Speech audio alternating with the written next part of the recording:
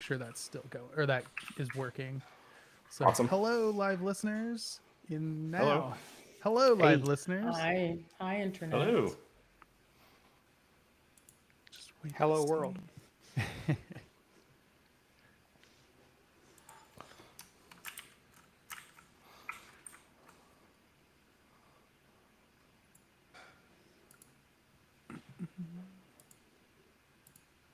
All right. I'm not seeing it go live.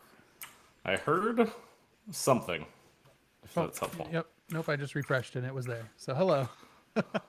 Good. All right. So yeah, the only other thing I want to check real quick is the soundboard. Just confirming that you can hear this. I can hear us talking. I assume that's normal. Could you hear?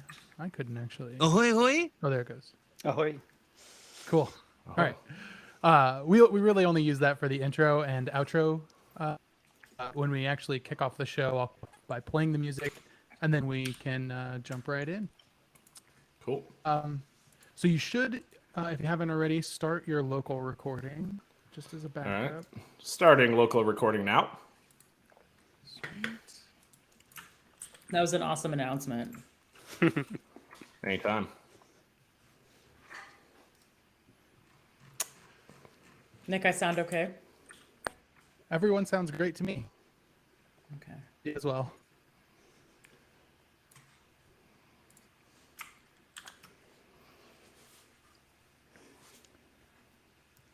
All right. Any questions? Otherwise, we can go ahead and roll right in, and I'll kind of kick it off with like an intro to the show. I'll introduce Amel, and then I'll kick it over to both of you to kind of introduce yourselves and tell us a bit about what you do on. Is it on 1Password or is it at Agile Bits? Is that 1Password. One password. Yeah. okay? Cool. All right.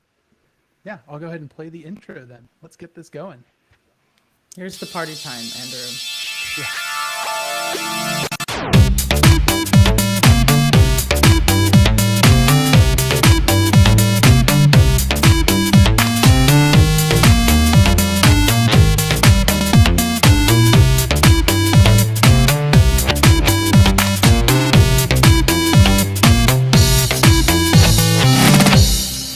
Hello, party people. Welcome to JS Party.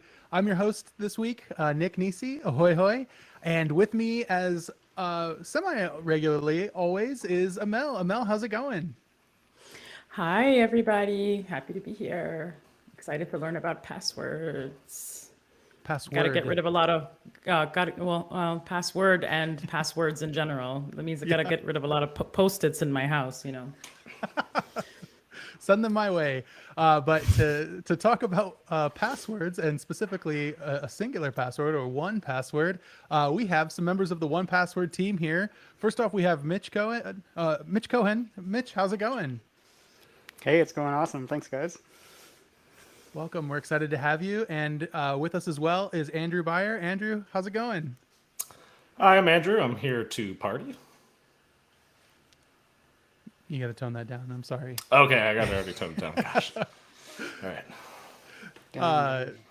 Despite the party in our name, we're very serious. No, we love to have a good time, and we're very excited to have a good time with you talking about passwords, and specifically 1Password and the product that you work on. It's a product that I have used, I think, since I got a Mac, probably in 2008. I don't know if the company's been around that long, but around that time, and it's been the holder of my deepest secrets for a long time. So really excited to talk to you about 1Password and where we're going. And I guess we have to start it off with why you're here on a JS Party JavaScript podcast talking about 1Password, which has traditionally been the Mac and iOS app that I know and love.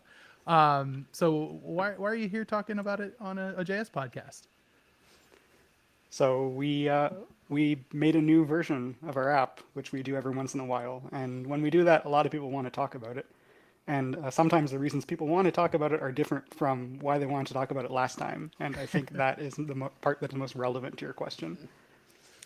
Well, actually, before we get into OnePass, can we just do little intros? Mitch and Andrew, like, what are your roles on the team, and like, what do y'all do or not do? Totally. So we're both kind of old hats. I've been at 1Password now for 7.5 years, back when it was just a handful of people. I knew them all by name. And I joined actually as customer support and kind of had a whole mini career at 1Password. And I'm now a product director. And I've been through the highs, the lows, the fun parts, the crazy parts. And I'm just so excited to be here to talk about yet another interesting chapter in the life of 1Password. So cool. Like people who come with a customer support background, they make like the best engineers and product people. So you must be like really, really good at your job because you have that like heavy user empathy. Um, Apparently, this story happens a lot, by the way. We have a ton of people who joined to do support and then took on roles in the company, and that's actually true for Andrew Beyer as well. Yeah, so I'm Andrew Beyer. I've been here at 1Password almost 5 years. I actually come from a background, I spent almost a decade in the United States Army working on communication security and some air and missile defense. And I joined 1Password for two reasons. One was I had been using the app. I've been using 1Password for like 13 years now. I think 13, 14 years. I kind of lost track at this point. So I really wanted to like work at this company where I really did enjoy the product. It was super useful to me when I was in the military. You know, you deploy overseas, you'd have to use some public computer, and I couldn't install apps or anything. So I had my, I don't know, like iPhone 3GS or iPhone 4 or something, and with the 1Password app running on it, and I would be able to get my password and actually, you know, use the internet. But I joined 1Password because I love the product, and I was at the time looking for a remote job. I know now like everybody like just knows what remote work is like, but I wanted to do the digital nomad lifestyle, and I had gotten sick of not moving around in civilian life, so I was like, oh, I'll join this company. I'll be able to travel the world, which didn't quite pan out the way I wanted, but working at 1Password's been really awesome. Currently, I am in charge of our browser experience engineering organization. So ultimately in charge of kind of the browser extensions, everything about like filling and saving on the web. So I get to, you know, run the teams that deal with all of the web developers out there who want to make login forms and credit card forms differently. And then we're starting to expand some of that reach into kind of like our web client as well. So how you use 1Password like as a web client. So. The web developers are just finding fantastic ways to break your work. Yeah, we used to joke around that there's like only a couple like quote unquote bad web developers, and they just jump from company to company and like copy and paste their login forms and put it somewhere else. But to be honest, like you'd be surprised. Even in the 5 years I've been here, the web standard and like web design and a lot of like web technologies have gotten so much better. So like nowadays there's HTML autofill attributes that like help password managers and help your browser understand more about your form. And I'd be happy to teach a class or talk about that more, but I know that's not quite the reason why we came today. So yeah. So cool. So before we kind of get into some of the changes around 1Password, and you've made some exciting architecture changes like moving to Electron, which is like a,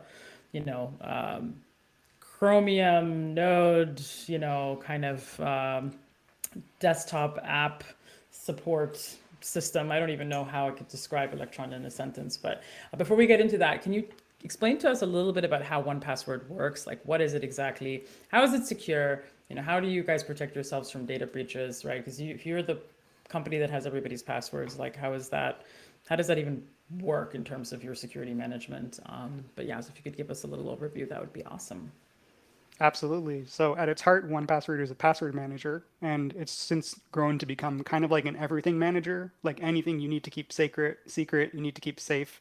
You can put in 1Password and trust that it'll be safe there. And in the past few years, it's expanded to become actually sort of a collaborative version of that. So not only can you keep your secrets in there, you can also share them securely with other people who need access to them. And that's been a major focus of us as we've sort of grown out the product. And the thing that keeps it safe is something that's actually been in the news a lot lately, which is this concept of end-to-end encryption, where regardless of who we are, our relationship to you, we don't have access to the secrets you put in 1Password. We don't even have access to the security keys you would use to get access to those secrets. And as long as that remains true, effectively, you can't attack 1Password to be able to get access to the data that people keep in 1Password. And we're very proud of that, and that's been fundamental to everything we've built for decades now, and it will be going forward as well. That is so cool. Yeah, I think just to add to that, I think the story I like to tell is a lot of people assume, you go to 1Password and you sign up for an account, you're entering your password into this website, and they assume like, obviously 1Password has that, right? And that is where we, years ago fully embraced web technologies, and with the advent of web cryptography and web crypto APIs, we can actually download you a little JavaScript client right there on the web when you create your account sign up. We never actually send that password across the internet ever. It always stays on your device. We provision those crypto keys. They live on your device, and from there on throughout your 1Password journey, you're always using your kind of secret key and your account password to do what we call secret secret key derivation, or two key derivation, and we basically kind of make the unlock keys for your account. So I think that's like one of the really cool aspects is we're so ingrained into the web, but you never have to send us any of your secrets. You only ever send us the kind of encrypted blobs for the secrets that you hold on your side. Yeah, That's so everything is always neat. encrypted going to the like if you're using like the family plan or things like that, it's always encrypted and you have to decrypt it locally, whether that's with the client or in the browser. Yeah, Yep, and 100%. when you mentioned the family plan, what's remarkable about that is you can have transactions between two family members where they're able to share with each other, but we have no insight into what they're sharing and no ability to access it. And it's kind of challenging to set up that environment, but we figured it out several years ago, and honestly, it's industry leading. Very few others can say that they have this kind of sharing system that's so secure. Wow. Yep. And it's And all and thanks so to private public key encryption. yeah. We basically provision these vaults. They all have separate keys. And then from there, a family member from their own device can essentially ensure other family members have access. So yeah, along the entire way, essentially it's encryption all the way down, which is really cool. That's super cool. And so is this architecture, so like, and the keys are unique by device, right? So even if like I'm one person with two devices, does that, I'm using different keys? Like how does that work actually if I'm using the same account across multiple devices? Yeah, so when you're using the keys to unlock your account, or essentially what we call the master unlock key, easily named, is unique to you, right? It is unique to you and your account. So your account password and your secret key derives the master unlock key, and from there it's just a whole host of other keys, right? So you'll have a key see. per vault and those kind of things. They aren't unique to device. So when you have two different devices, you're using the same secret key and your same account password, and that's essentially how we ensure the end-to-end encryption there. We do offer kind of some authentication on top of that. So like every device has a unique identifier, and we use that just for the server to know the devices out there that it can download the encrypted blobs of your like 1Password items to. And we can do things like multi-factor authentication that way, where you're doing the base kind of authentication is all done through encryption. But if you want to add on another layer, you can add on like YubiKey or time-based one-time password, and that's where like that device UUID will, on the server, it can perform that MFA. And really the only protection that adds is if someone were to obtain your master unlock key or your, account password and secret key, they can't use that on a new device to download your encrypted information. So it does add kind of a different layer of making sure that nobody can add to, remove from your account, download your account on new devices. That is so cool. And I'm assuming that this like architecture pattern is probably replicated across other password managers. But OnePass were like the first major player in this space, from my understanding. I don't think any of it's fully replicated across anywhere else I've seen. Interesting. We do document it. It's in our white paper, so people are free to take a look at the whole architecture. But we're really pioneering in so many areas here, especially over the past few years with our sharing features. That Okay. just and honestly, like where we'll be a year from now, and I know we're going to get to that later, is even more exciting than what we're able to talk about now.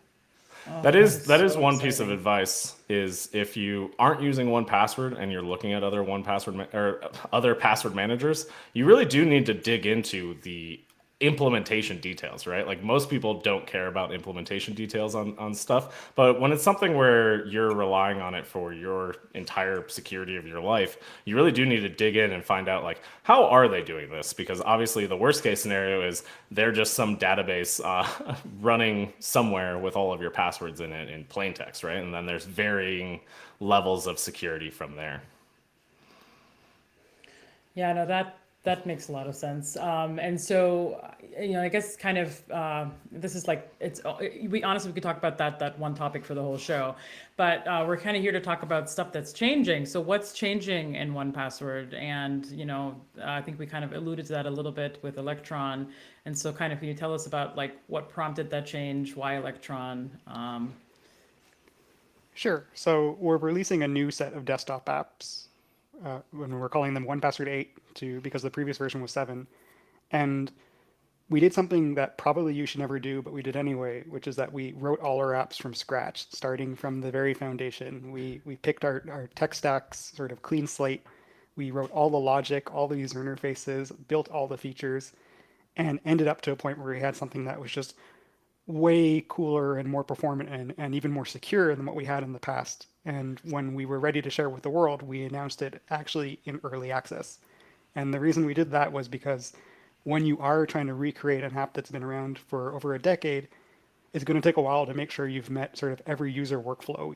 Even though you have really cool new workflows that you're excited about, you want to make sure that users can install it and continue on with their work, because 1Password is so important to their lives. So that's exactly what we did. We sort of built our new tech stack into these apps and announced them for early access, and that's where a lot of the interest has been. Now, And to that end, what was it before? Now, like my experience has only ever been on Mac and iOS devices, but 1Password has existed on other platforms as well, like Windows and elsewhere. Were those all just separate native apps for the previous version? they were a hodgepodge of different things. Okay. And I mean, that's true about any sufficiently large piece of software. You end up with all sorts of bits and pieces built over the course of years, kind of connected together. But one issue was that they all felt very different. So the way I started to think about it was it almost felt like someone was making like third-party fan clients for our service, even though we were the ones making them. And definitely that was something on our minds when we set out to build our new tech stack and of course our new design language and feature set that accompanied that tech stack. But the other interesting thing about them is that they also all had web technologies in them. And we always have used web technologies heavily and pioneered them. So as Andrew already alluded to, we used web crypto very early on to power our web service and to make sharing possible over the web. But even on the desktop apps and mobile apps, we had web views, we had web-based integrations. And in fact, the most important part of our desktop app, which people interact with every day, has always been web-based and very heavily so. And that of course, is the browser extension. So Yeah. it's interesting to see people think of what we're doing as sort of like a move or a shift, when really it's just taking something we've always cared about deeply and continuing to use it in our product for the things that appeal to us about it. I can see that perspective though, because I definitely, when you say that, 100 like 90% of my interaction with 1Password is through the browser and command to open that up. And I guess I just don't ever think as like, well, it's really just this thing. I'm never really opening up 1Password proper unless I'm like doing more in-depth like searching or things like that. But it's usually like most of it is straight through that web thing. And it's just, when I thought about that, it never really came to my mind that was my primary interaction with it. And that's a Yeah, great that's observation. Oh, sorry, Byron. no. You go ahead. You go ahead.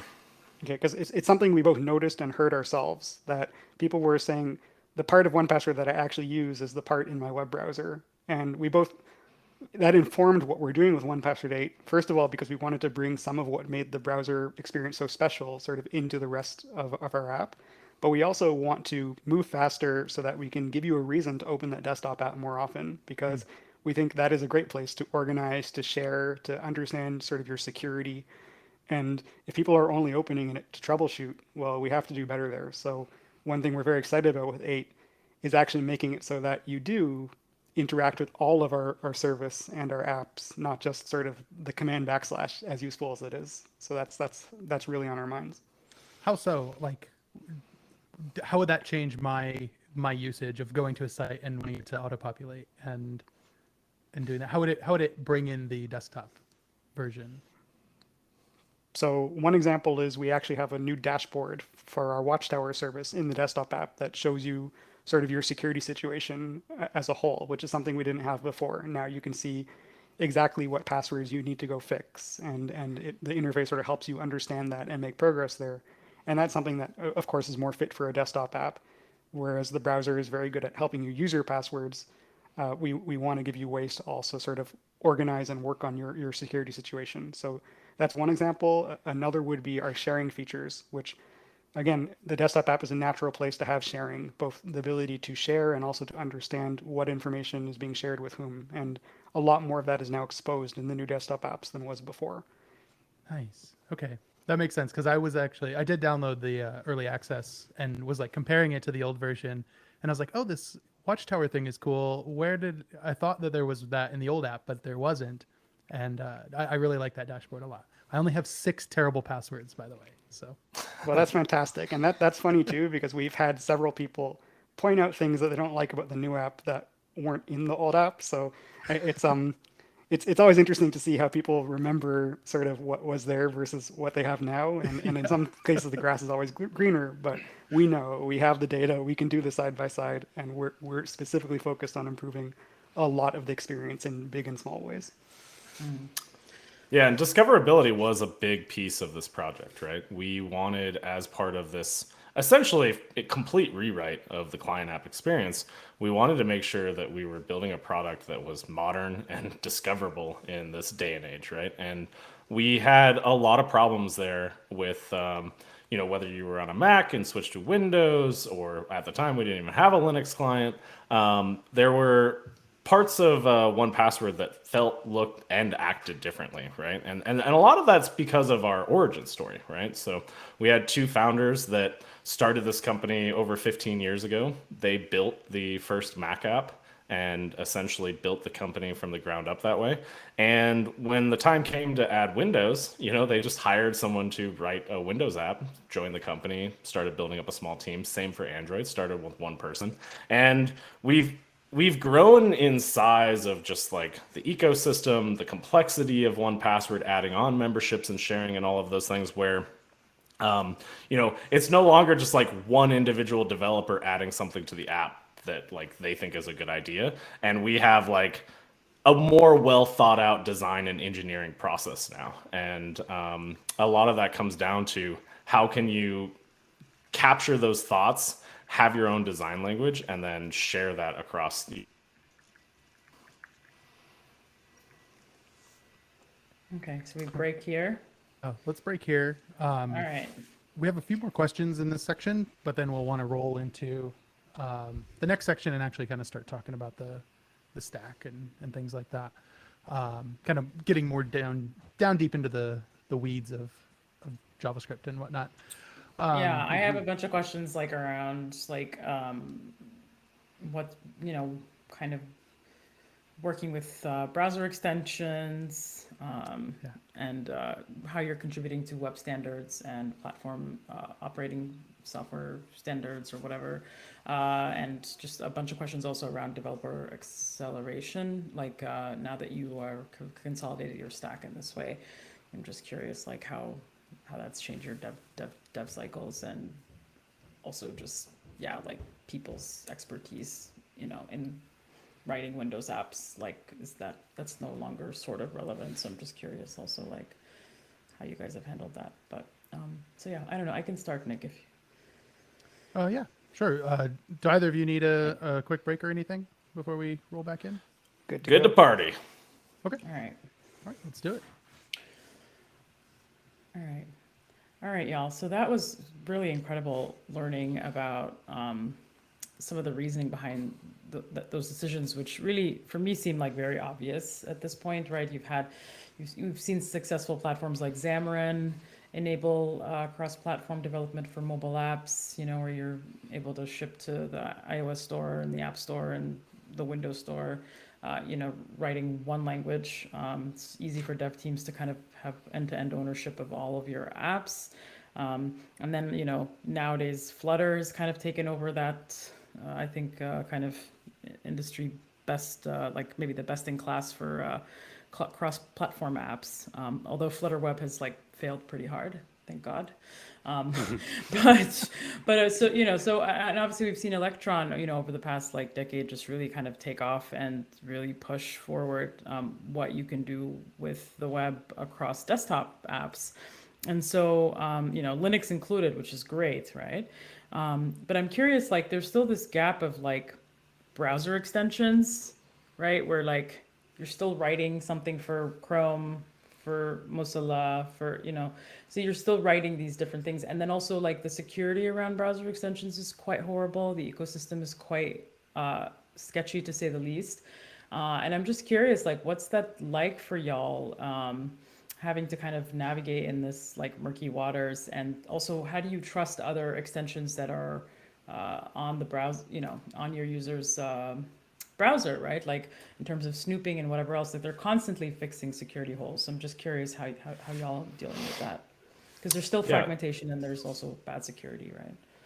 That is a lot of questions in one question. Sorry. So I will try to start at the beginning, and you let me know which ones I don't answer. So browser extension, great example, and it's actually the origin story for 1Password.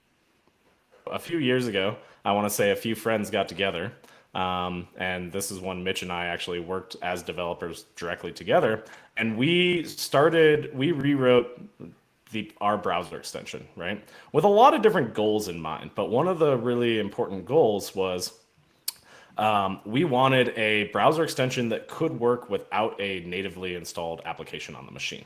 And there's a lot of reasons for that. One, at the time, we had no Linux app, right? So that was a part of the market where like I've been using Linux since like Yellow Dog on my original iMac, and I've always, whether I'm using Linux now, I always wanted 1Password on Linux, right? And this was a really easy way to make something that would run on Linux immediately. The other thing is you have this thing called like Chrome OS, which is the system. It runs Android apps sometimes, but it's another place where a lot of things are done on the web. They're done within Chrome. It's a great place where you want a web extension or a browser extension that doesn't need a Mac app running or something like that, right? So that is kind of our starting point of where we built something that was a web-based 1Password client.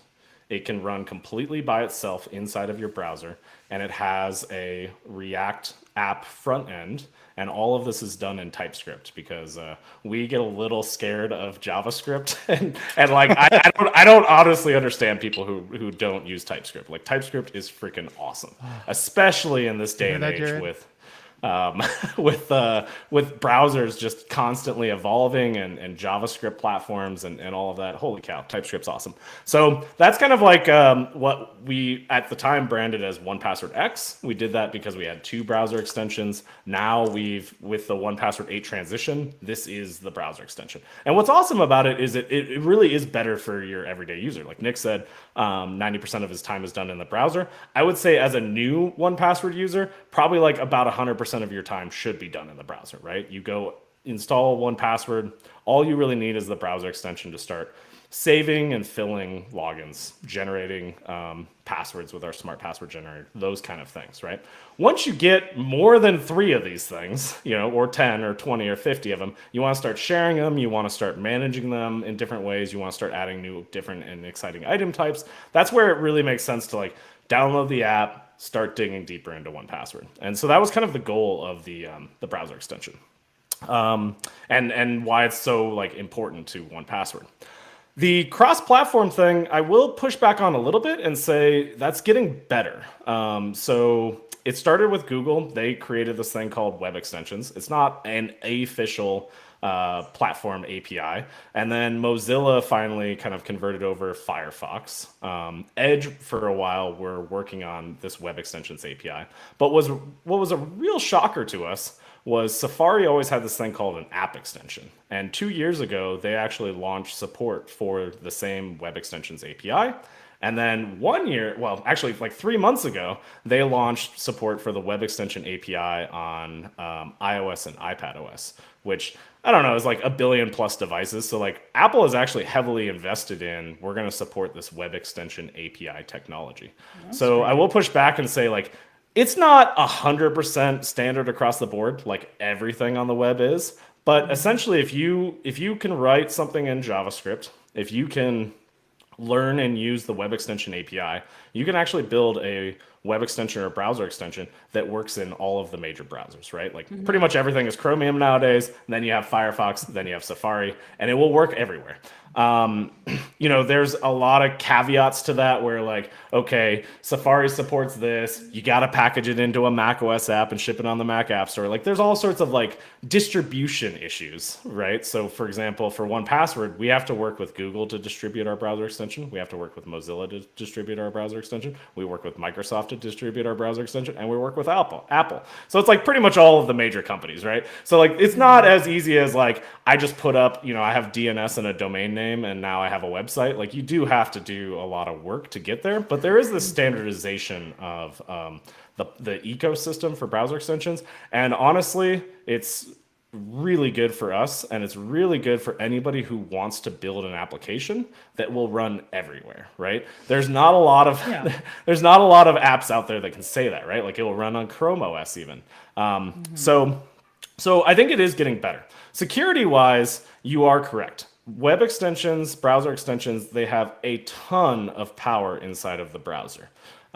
So this is managed by way of a permission system. So when you install a browser extension, it will basically tell you, here's the creepy permissions that your browser extension will have. But it's not language that nobody users... reads that. Nobody reads that, and it's not really... Also, incognito mode is another thing that's scary. Is sometimes they're still listening in incognito mode unless you explicitly tell them not to, or you have to explicitly disable some things in incognito mode. I mean, it's kind of crazy. It's crazy all the verticals that they kind of have. Yep. And to that point, I think one of your questions were how do we trust other browser extensions? And the answer is we don't. We essentially, our company policy is you're not allowed to use any browser extension that we don't use. And the reason for that is because it is a very scary ecosystem. You install one of these things, and it could essentially be scraping every website you go to and throwing that up on a server somewhere. So you have to be extremely careful in what browser extensions you use, and you have to trust the company that is creating them, right? So we've been essentially creating browser extensions since before there were browser extensions. So Dave and Rustam Since are before founders. browsers. Well, they would actually swizzle Safari and inject some creepy code that was legit into your browser to make 1Password work in Safari, right? Wow. And Safari saw that and they're like, we need to add something to not get people to go down this road, right? And so my friend Rustam actually demoed the very first version of 1Password as an extension at WWDC, 10 or something, or 25, I don't know. It back before I even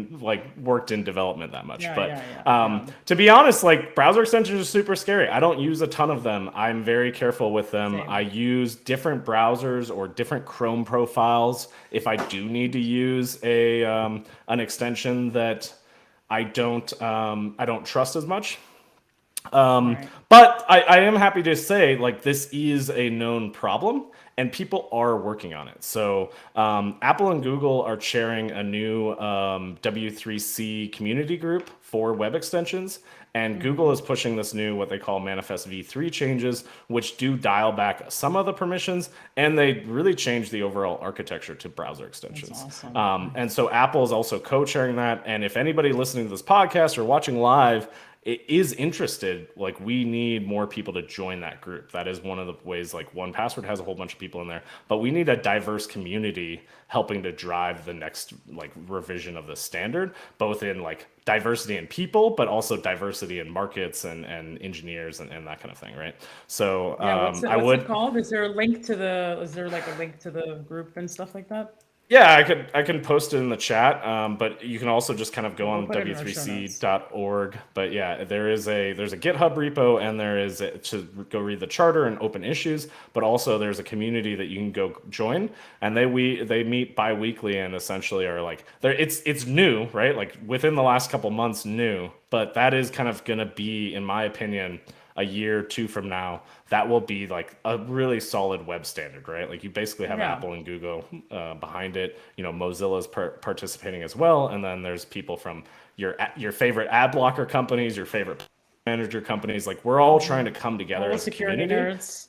and drive a standard that works for us, but also helps make, you know, the end web a user better more place. secure. Yeah. Yeah, So. yeah. No, totally. That's amazing. And yeah, kudos to Google for doing that. I mean, they're so great at, I think, pushing standards forward. And I think nerd herding, similar kind of initiative happened with DevTools.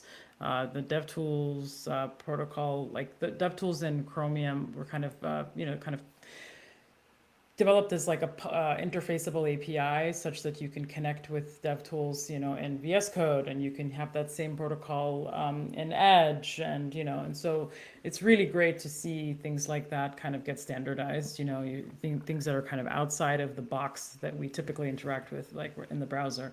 But that's awesome. So I think maybe my last kind of question on this is really like, now that you've done this shift to cross-platform, and you're able to, I'm sure, leverage your own abstractions to manage maybe a sane code base for all these different extensions, right? Because you can write your own abstractions. But I'm curious, like, how has your development cycle changed now that you are basically shipping in one language, one stack across all these platforms? Are you still supporting, the old stuff, quote unquote, right? Then all the native apps, have you had to retrain your dev teams? I'm sure there's a ton of velocity that you've gained, but I'd love to hear about this from your own mouths, I guess. So I want to push back on this idea of native app because it comes up in every conversation these days. We've done a ton of research, a ton of interviews, and to the normal person who doesn't watch this show and isn't part of our Twitter tech community, a native app is an app that has like an icon on your dock, that has like keyboard shortcuts, that you can download and install on your computer, and And we're a building preferences that. panel that opens up on its own window, right? We're building that, and we're building that in a big way, and we're building it for every platform we support. And I mean, like, we're going deep into platform features. So we're doing things on Linux that no one's ever done before. For instance, having biometrics and browser extension integration and integration with the system keychain. And that's the Linux community has been really grateful and appreciative of that. Me too, because I love Linux. And on Mac, I can go into detail forever. There's a ton of native code in this app and native integrations, from support for Touch ID to Apple Watch to all the keyboard shortcuts you can think of, to text transformations, to interaction with the system clipboard for secure copy and paste, to the universal clipboard sharing setting. It goes on, and we're always going to do that because the app isn't very useful if it doesn't integrate well with your computer. Yeah. But the buttons are not NS button. And that's where I don't really care anymore. I want to build a great product with great features, and I think that's true for all of us. So I think that's basically what we're doing. Yeah, I think that's a really good vision to have, right? You care more about the result than how you got there, and I do too. All of those features that you listed, those are the things that I absolutely love about 1Password. And if this changed to somehow not let me use Touch ID or like the Apple Watch to unlock and things like that, then it would be a big step backward. But it's not, because it does support that. And kind of shifting a little bit, I want to talk about the technology and like actually getting into the weeds a little bit about that. And so kind of to tie this up, I'm curious, the browser extensions, are they still going to be fundamentally the same code base going forward? And did the new Electron style native app, did that get born out of the original 1Password X code, or how did that happen? It's a bit of both, actually. We have some of the heritage of the app is 1Password X, especially the React components that we share between them. Some of it is actually in code that was originally written for our older Windows app, which was written in Rust, which is an important foundational element of the new apps. And a lot of it is brand new. So we have such a sort of a huge iceberg of a tech stack behind us that we can sort of pull the pieces that have worked best and then innovate in areas where we haven't had anything before. Your much older Rust app. For some reason, that's just not computing to me. I don't see Rust being old enough to have old apps yet, but that's just me. So 1Password 7 for Windows had a ton of Rust code. So we were that team was kind of early adopters into Rust, and they were essentially like, why are you looking at all this other stuff? Like, Rust is awesome. And Rust got really interesting to us because we were actually doing this cross-platform code thing for quite a while. And we were kind of, our kind of infrastructure is written in Go. So we were big Go fans. We still are, right? Our infrastructure still is. But when it came, and for a while, we were writing cross-platform code in Go and using it kind of cross-platform all the way to the browser using this really cool library called Gopher.js, which will transpile your Go code into JavaScript. It has some ramifications there, which is you get an entire Go runtime, garbage collector, all of that running in JavaScript. So you get a fairly large bundle, but it does work. And as like a browser extension where you're not loading it on the web, you're kind of downloading it maybe once a week or once a month. The Gopher.js approach kind of worked for us for a while, but we ran into those like performance limitations. And so that's why we really looked heavily into Rust, is because they had and probably still do. I don't want to get into any debates about it, but they had a really incredible WebAssembly toolchain and folks working on WebAssembly support. And so a lot of the code that you see running natively in 1Password 8, from things like how we compute time-based one-time passwords, how we generate your passwords, all of that code, even in our browser extension, isn't actually run in JavaScript. It is Rust running natively on your system in the case of the Mac and Windows apps and Linux, or it is Rust code that's compiled to WebAssembly and used within our browser extension.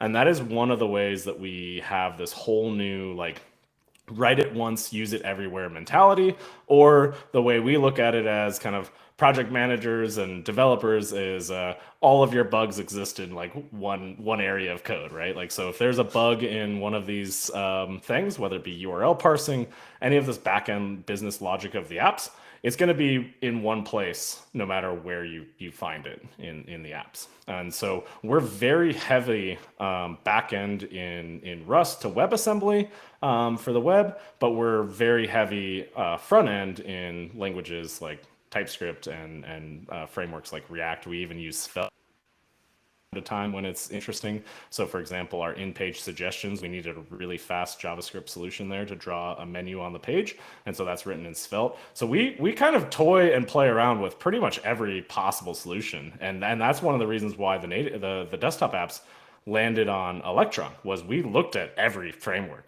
We tried everything, and Electron just happens to be the industry standard and the best. Like, we went from basically almost in a single night, well, maybe it was like 2 nights, the very first version of like 1Password 8, we took some React components, we took some of our backend code, we threw it in an Electron, and it was ugly. I wish I had a screenshot of it, but it worked like in basically a day. And that is what's really amazing about it. The funny thing about Electron is it's actually the most boring part. And I know everyone wants to talk about it, but there's not much to it. It's effectively a glorified packaging format, right? It just takes a web front end and a native back end and connects them. And actually, in our case, we're connecting them with a really nice tool called Neon, which has done a lot for us. And if you do want to use Rust inside of an Electron app, I strongly recommend checking out the Neon project. But there's not much to say about Electron itself. I'm sure something eventually will come along that does what it does better or makes a more compelling case. But until that happens, there's not much use to be gained out of like railing against Electron on the internet. You're not going to get much Yeah, so from it's the pretty much development community. it's pretty much like your unified client, and you ship a bunch of different binaries with it, like that are native. Is that right? Like, I'm just trying to understand. So, what's it like hooking into that? Because there's, Node is supported by default, right? And so, what are you using to kind of connect that node layer to your, to run your binaries? Because are you using C++, or is that like where the Rust core comes in? Like, I'm just really curious to understand that architecture. It's a little fuzzy in my brain right now. So that's what I was just referring to, which is we write our code in Rust and actually Yeah. compile it to your system. So not just to native code, but to architecture specific native code. So for instance, Okay. if you took like our Mac Electron app, you couldn't take the resources and run them, never mind on Windows, you couldn't even run them on an Intel Mac because it's compiled to native Apple Silicon machine code, and it's very fast, by the way. And we hook that up to the front end with the Neon project, which basically exposes an FFI, a foreign function interface, to allow JavaScript to talk to Rust. And it's nice. It's a nice developer experience. It kind of lets us get past that part, right, and focus on the app and what we want it to do. So Nice. it's good. Yeah, and then the cool thing about this architecture, and one of the reasons why I would advocate looking at web technologies, is if you write your front end in a web technology, like not only can you use it in the browser, but a lot of these cross-platform frameworks and utilities and packaging and all that stuff will essentially support this stuff going forward, right? So we're not really coupled to Electron in any way. It's the smartest way to package and ship the app today, but it probably won't be in 5-10 years. Who knows, right? Like we're actually funding a couple projects to see if one day we can do this all in native system web views and those kind of things, right? So we're actually very interested in driving this approach of like write a cross-platform app using web technologies, because it's awesome. You get to dictate your own design language. I don't know if anybody's been paying attention, but like CSS and JavaScript has gotten really freaking good in the last 5-10 years. Like it's a whole different world from when I was trying to write websites back 20 years ago. It's a really awesome technology stack to work with, and it's very developer friendly, I would say.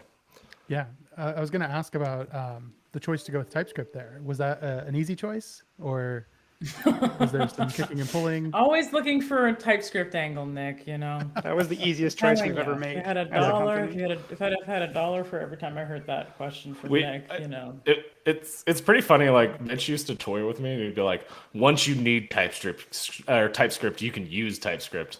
When we would like start a little project or whatever in JavaScript. But honestly, even now in like my side projects, everything I do in JavaScript, I start with TypeScript. It is amazing tooling for what you get. Just even the compiling it to run on different platforms and that kind of thing. It's really awesome. All right, let's kick a break in right here, and then we can come I back. was gonna just say, yeah, that was really great, y'all.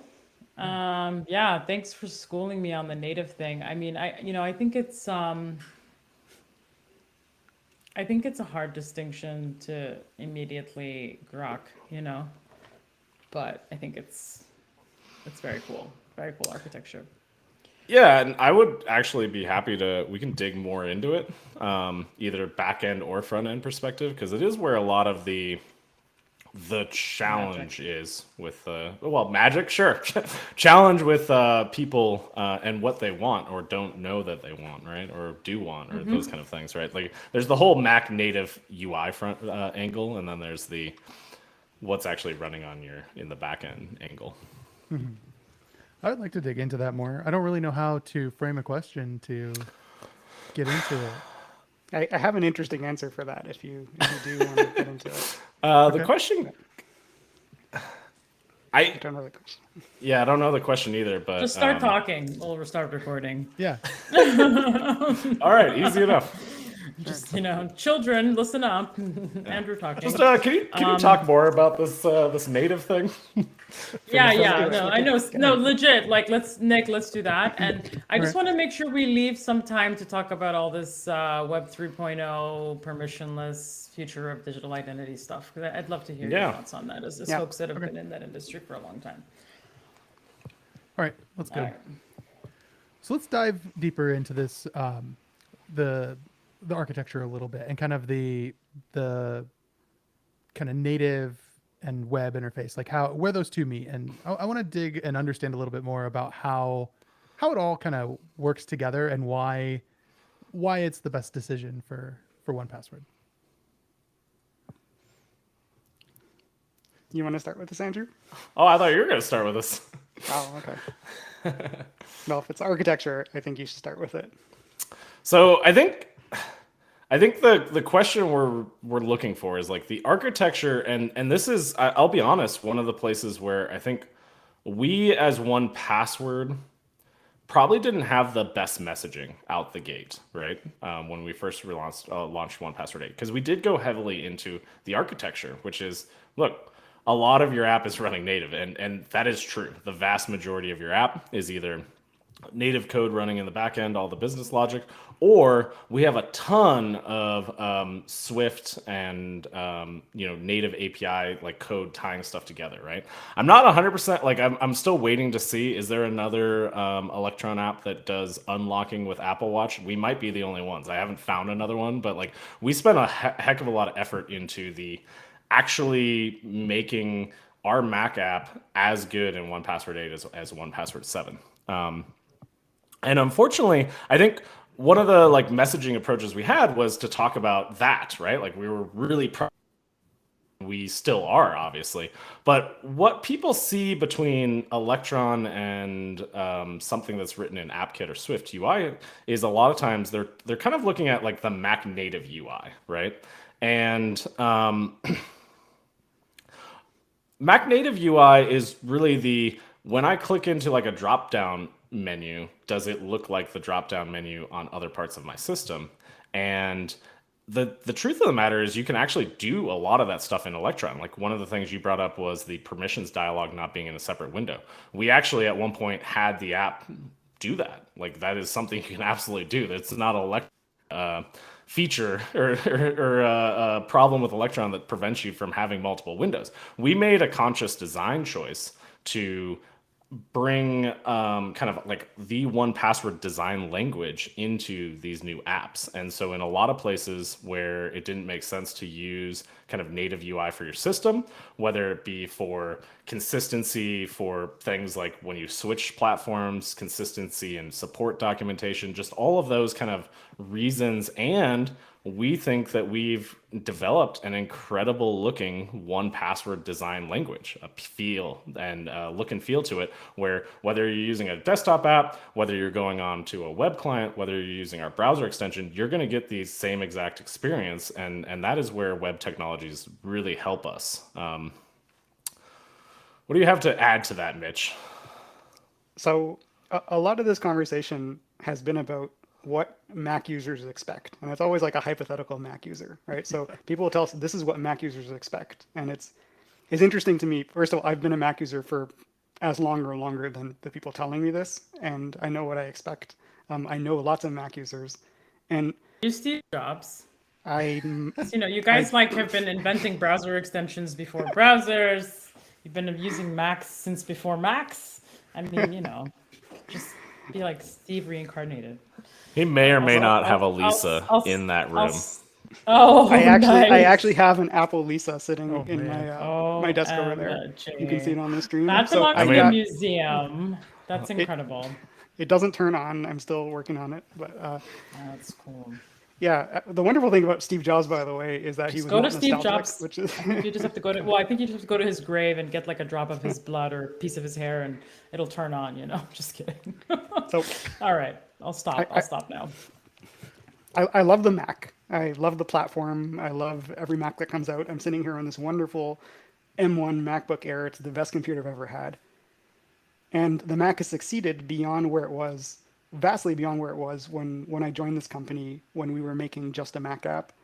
And that's wonderful. And when you look at people who use Macs today, they're not part of that community that wanted like a very specific kind of Mac app. They're just normal everyday people, right? You go to a Starbucks, a college campus, you just look at your friends, family, and coworkers, and they love their Macs, but you look at the software they're using, and it's normal software, right? It's cross-platform software, web-based, a lot of times just inside of a web browser, and they don't really think about it that way. They don't ask for apps that look like Apple made them in the 90s, the way that I think a lot of people kind of want us to go back and do that. And regardless of what technology we use, we're not going to do that. We're going to make an app that looks and feels like the experience that we want, just like every other developer effectively is doing in 2021. I mean, really, you look at the apps that come out nowadays, they have their own very strong branding, their own design language, their own user interface. And that's just kind of what people expect. I actually think that for the average college student, for instance, who uses a Mac, they'll think of something like Discord or Slack or Notion and say that's what a Mac app looks like. That's how it works. They're not going to point to these apps that came out decades ago that sort of are the standard bearers for what a native Mac app is supposed to be. So I have these users in mind as much as myself and sort of the culture that I came from when I'm thinking about how our app should look, how it should work, and what its relationship is to the host platform, which is Mac OS in this case. But how challenging is it to work for or on a platform that is so closed in many ways, right? Like in terms of community feedback and having your input actually heard and having an opportunity, like it's a very different company than Google and Microsoft, right? Google being on the like far left, Microsoft being somewhere in the middle, and Apple just being far on the right in terms of like community engagement and taking people's input, and right, also the extensibility of the platform is fairly like limited, right? So I'm just curious, like what that's like for you. I think this is almost a different question if you're talking about Mac OS versus iOS, because Mac OS, I guess. okay. But yeah, I mean, I'm not familiar with the differences between the two though, so I don't even, yeah. Yeah, I mean, it's a kind of a hard question to answer because I don't honestly really feel that way, especially on the Mac, right? I think that in this day and like honestly, Mac OS at the time, OS X10 was like one of the coolest innovations the Mac platform has ever had, and there's a reason why we're still on that foundation, right? You take something like a homebrew package manager and a terminal, and I don't really feel like I need Linux. I use Apple platforms because I love the ecosystem. They do work really well together, whether it be receiving notifications on your Apple Watch, those kind of things. Like it sounds silly, and if you're fortunate enough to be able to afford kind of a more expensive ecosystem, right? Like that is one of the downsides, is it is a little bit more expensive. But working on Apple products and using Apple products, I think, is very open and inclusive.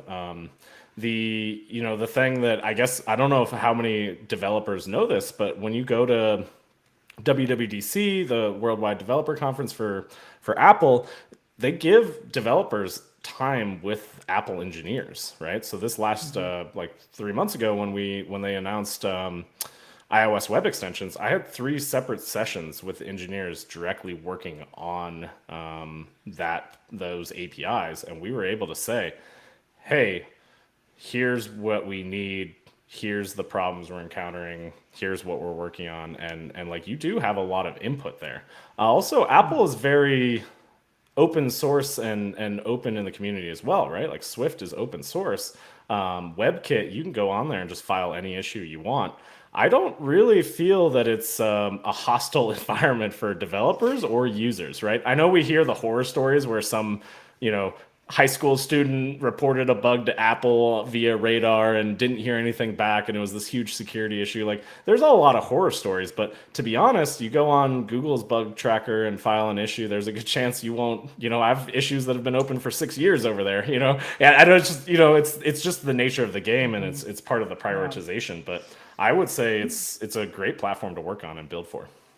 Yeah, I'm so happy to hear that feedback, because I don't think that's it's just not a common sentiment, I think, outside of people who are doing the day-to-day work, because I think a lot of us still have that perception of Apple and its closed system, and Apple's really hostile towards the web. Apple keeps trying to kill PWAs because they want things going through the App Store, and right. So there's just kind of like Apple versus web and Apple versus like open source and ecosystem. Like we can't even get their developers to come to a conference, for God's sake. Like for example, like just that's what I mean by like there is still a level of reservedness which is there, but I'm happy Like to I see hear that that. sentiment. Yeah.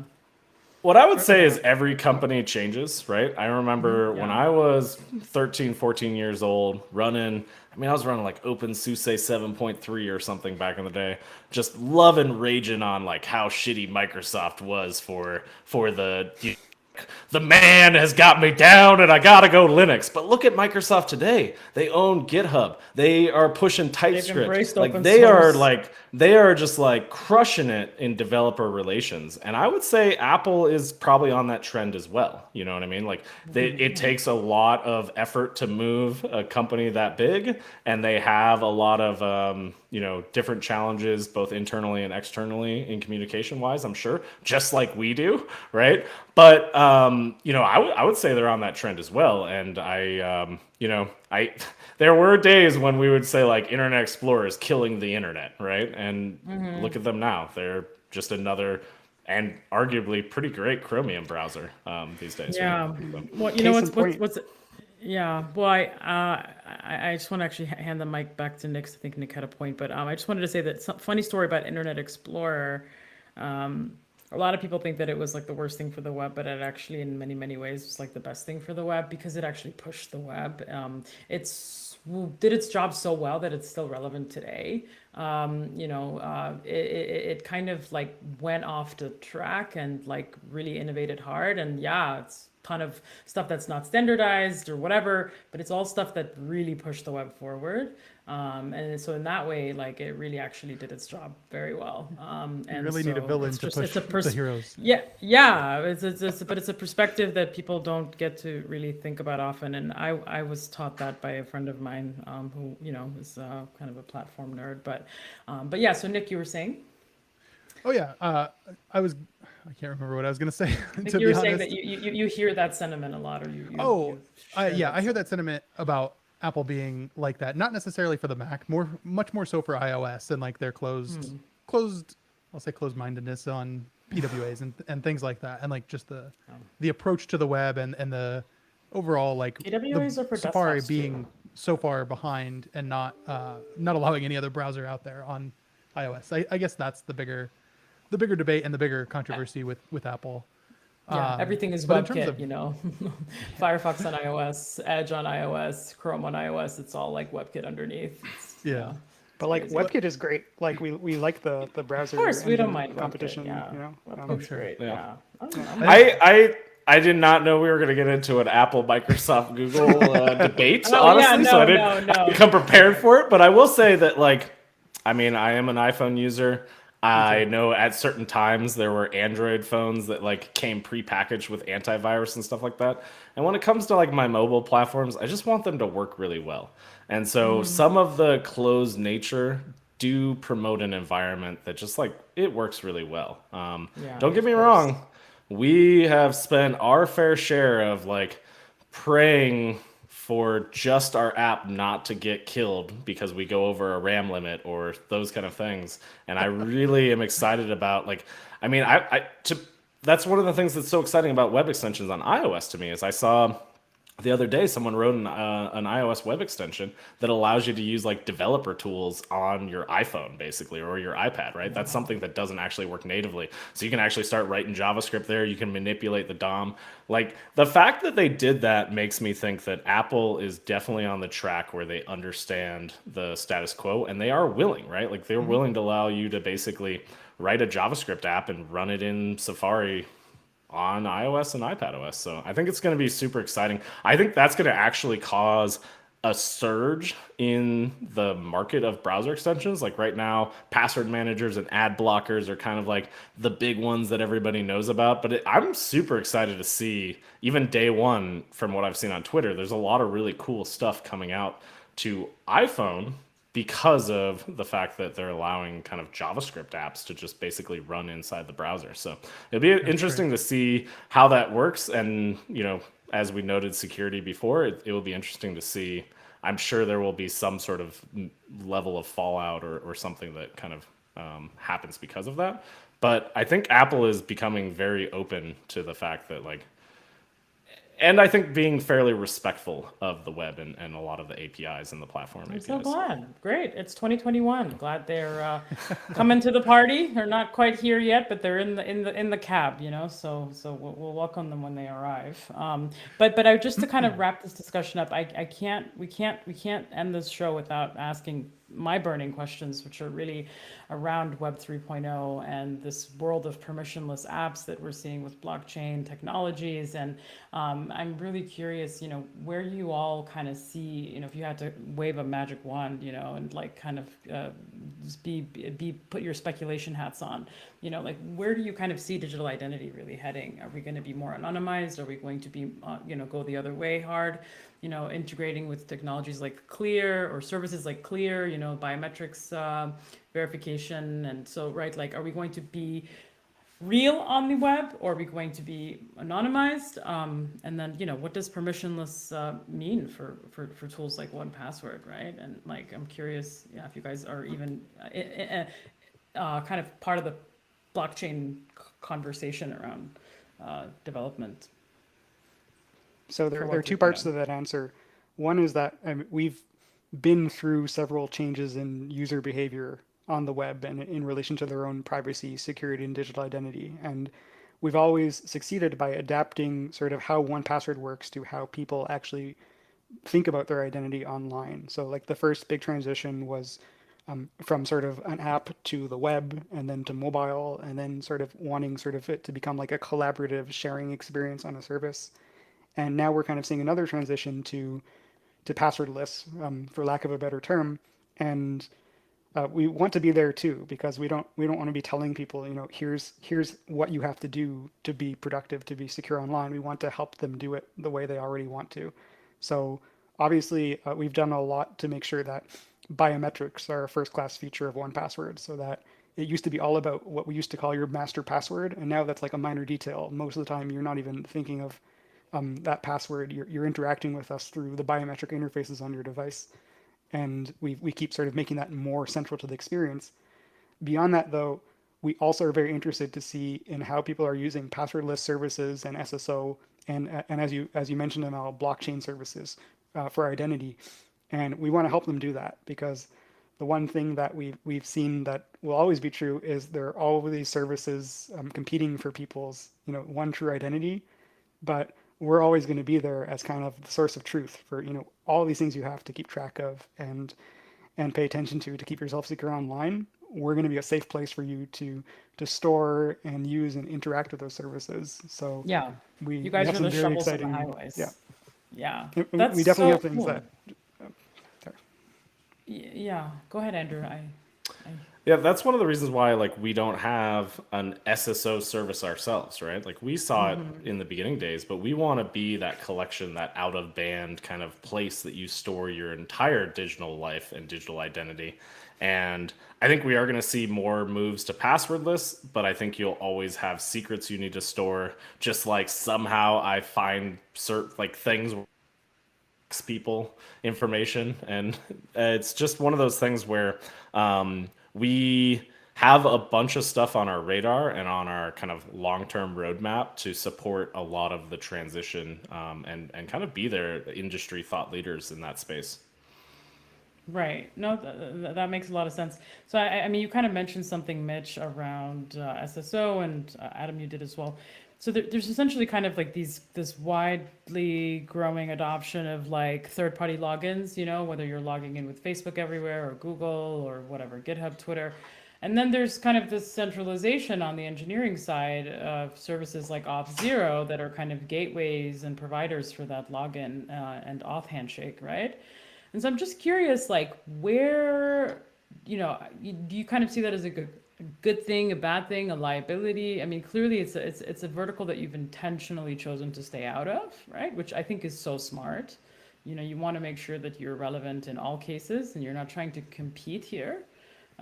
So I think it's a very strategic move on your side. But I'm just curious, what are your thoughts on these services? Because I'm personally starting to see Auth0 as a bigger and bigger liability for the web. But Yeah, I'll take one of them, and that is like I have a recent personal SSO story, so I will share it with the group just so if anybody else. I was gonna write a blog post about it, and I just haven't gotten around to it. But my recent personal SSO story was I've used Gmail for basically since the beta days when they released I think it was at the time called Google Domains, and then it was like Google Apps, Google Suite, now Google Workspace, whatever it was called. I basically always had like my own personal domain hosted on Gmail using like a G Suite-ish account.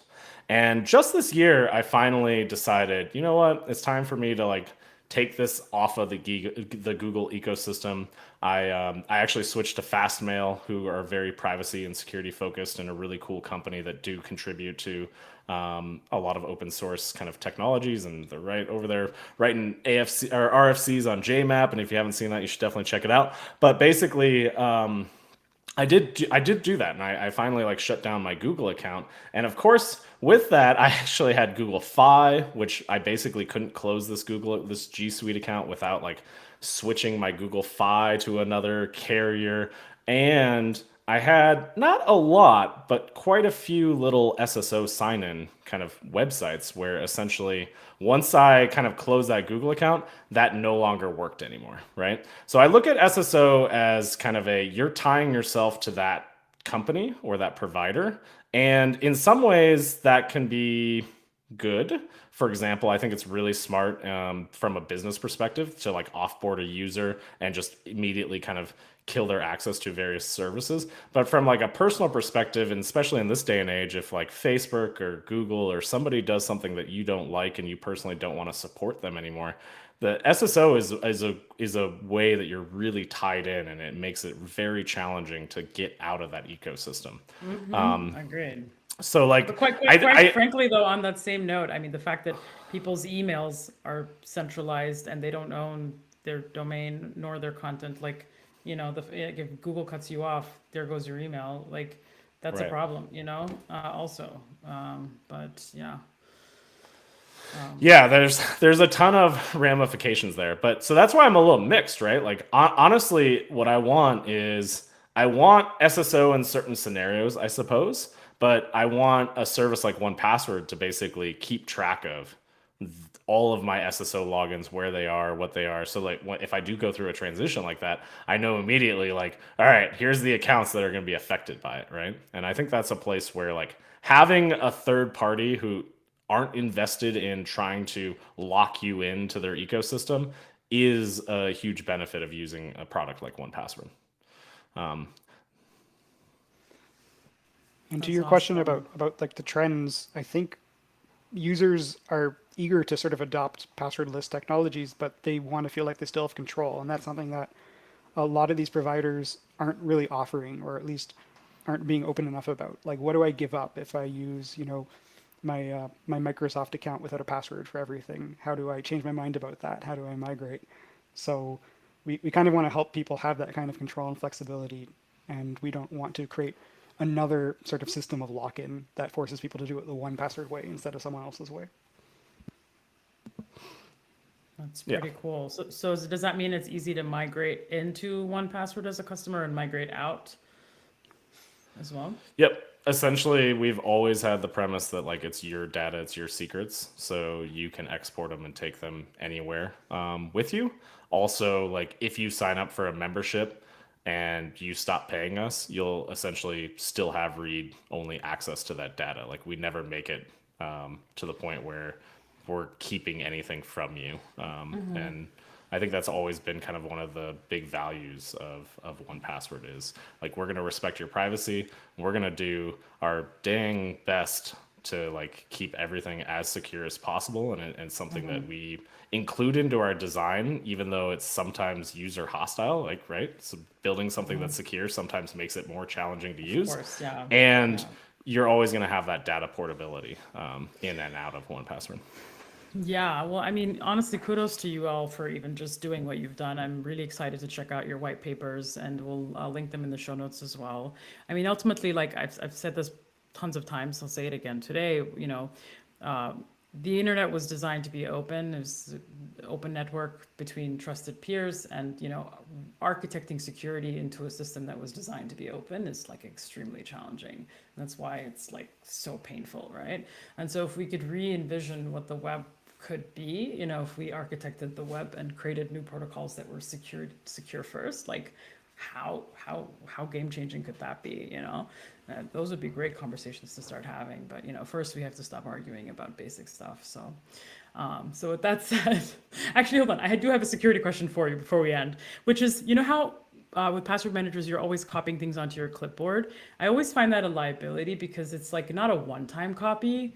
And so I'm just curious if you guys have ever considered working with like browser or operating software folks to maybe change that or develop a new standard for like a password copy that's secure in one time, and that's also time limited, right? So if it's still on your keyboard or still on your clipboard and you haven't pasted it anywhere, it just goes away after 30 seconds or something like that.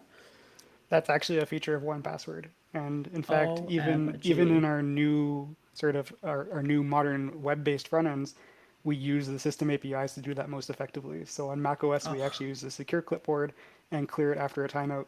And we even do this on Linux and Windows in sort of native Okay. ways. Yep. That's amazing. And on like iOS and mobile Yep. platforms as well. Basically, that Oh is my one God. of the reasons like we always go out of our way to support those APIs. And I'll be honest, that's actually a web extension API I would love to see, because we don't have one of those from the browser extension.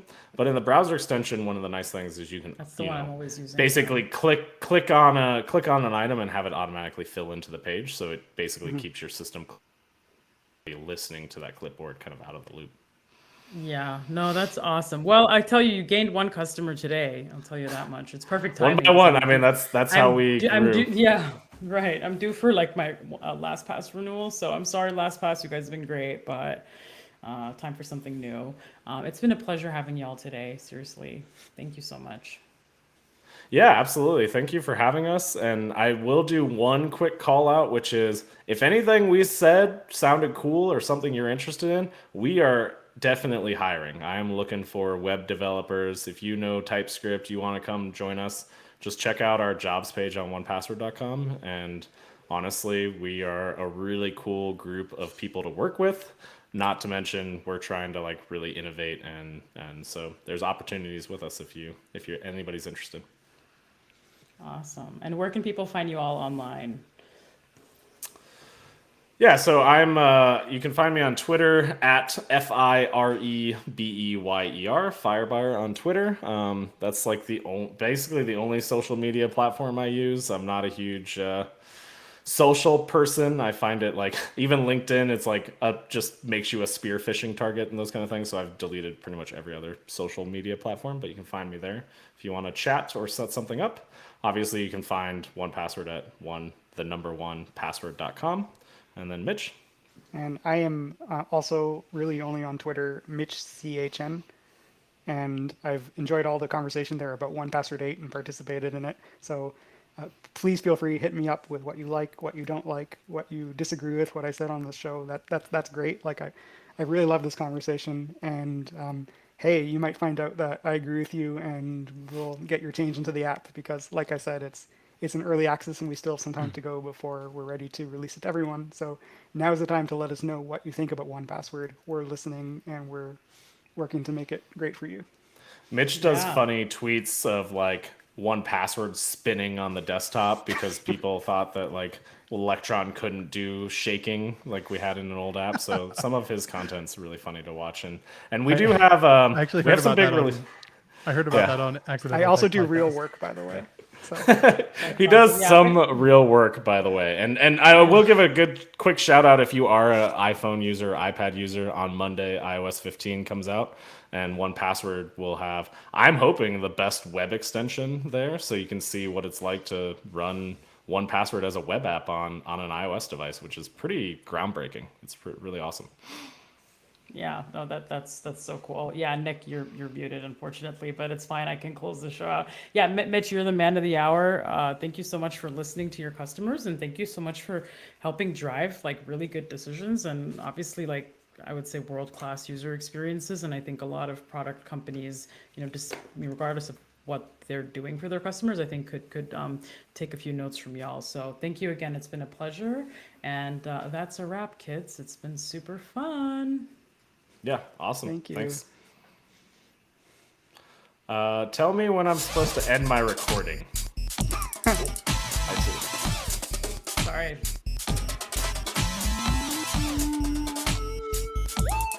You can end the recording now. Yeah. I don't know if you can. Okay, hear someone's me. gonna have to fix that in post. My bad. That's fine. No, it's all good. No, it won't even I apologize. be a thing. What show number is this, Nick? I don't know why you can't hear me. We can hear you now. You can? We can hear you. Earlier. Yeah, now, not earlier though. That We're, is like, so talking strange. into your mic. Yeah, the whole thing just like all audio just like blanked out, and I ended up having to unplug and replug in my USB pre thing, and then it worked. But apparently Riverside didn't like it for a while still. Anyway, sorry about that. I that's about some technical issues. But thank you. That was a great talk. Here in the Riverside chat, I've just posted another link. If you go to that, it's like a Dropbox file request thing, and you can drop your local recordings there, and that'll get them over to Jared. And I'm, All right. For the show note, type things, I can give you a couple links to that. That W3C community group, and I guess a link to our security white paper for anybody who's interested in digging into the details there. That'd be Is there great. anything else that you need? And where's the best? Do you want it right here in the chat? You can. know, you can put it in the doc if possible, the thing that's linked. But also you mentioned like RFCs for JMAP, and then you mentioned the white papers, obviously, which I think you're going to link, and then also your careers page for your, you said you're hiring, so happy to plug Yeah, you there. sure. That'd be awesome. Sorry, I can't help myself but give a quick shout out there because No, it's all good. we need more people to help us work on this web stack. So always looking for awesome people to join us. Someone got Gopher JS. That's awesome. That's a really cool project, actually. Yeah. So I'm literally gonna do my migration to LastPass today. So out of LastPass. So yeah. Yep.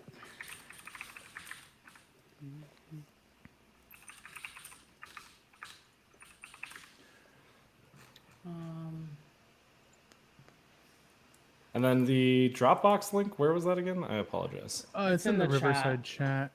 Okay, thank you. Sorry, the links are hard to see in that thing.